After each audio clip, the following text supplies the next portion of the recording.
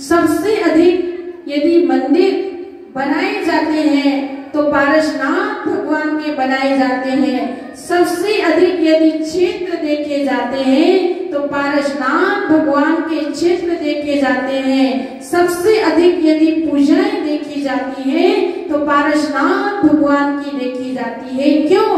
क्योंकि लोगों की बड़ी आस्था है पारसनाथ भगवान के प्रति, लोगों की बड़ी श्रद्धा है पारसनाथ भगवान के प्रति, लोगों का बड़ा ही समर्पण है पारसनाथ भगवान के प्रति कि जिन्होंने इतने इतने उपसर्गों को सहन किया है, इतने इतने कष्टों को सहन किया है।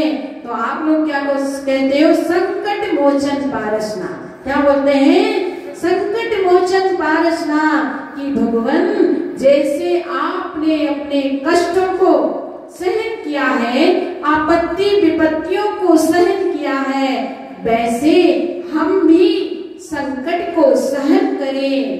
पहली बात तो हमारे जीवन में कोई संकट आए ही नहीं।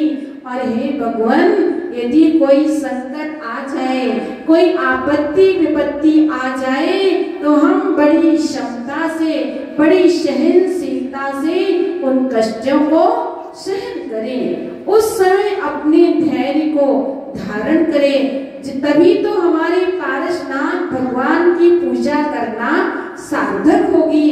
बंधुओं, कहना सरल है पर जब कष्ट आते हैं तो व्यक्ति सब कुछ भूल जाता है, अपने धैर्य को समाप्त कर देता है, सहनशीलता को समाप्त कर देता है। तो आचार्य भगवान गुरुदेव विराग सागर जी महाराज यही कहते थे। तो ज्ञानी कौन व्यक्ति है कि जिनका ज्ञान मौके पर काम आ जाए, समय पर काम आ जाए, वही व्यक्ति क्या होता है?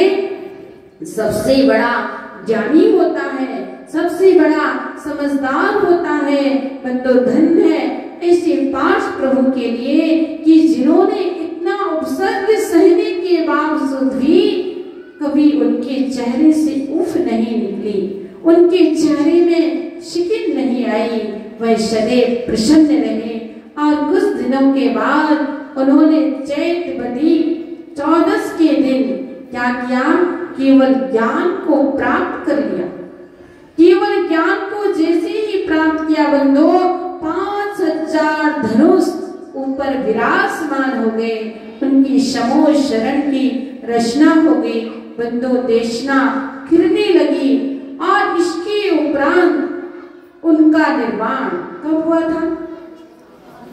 आज की ही पावन तिथि थी कि सम्मेद शिखर में जाकर श्रावण शुदी 7वीं सम्मेद शिखर में स्वर्ण भद्र कूट में अपने ध्यान में संलग्न हो जाते हैं, अपनी आराधना में संलग्न हो जाते हैं बंधो। और उनके लिए निर्वाण की प्राप्ति हो जाती है, मोक्ष की प्राप्ति हो जाती है बंधु।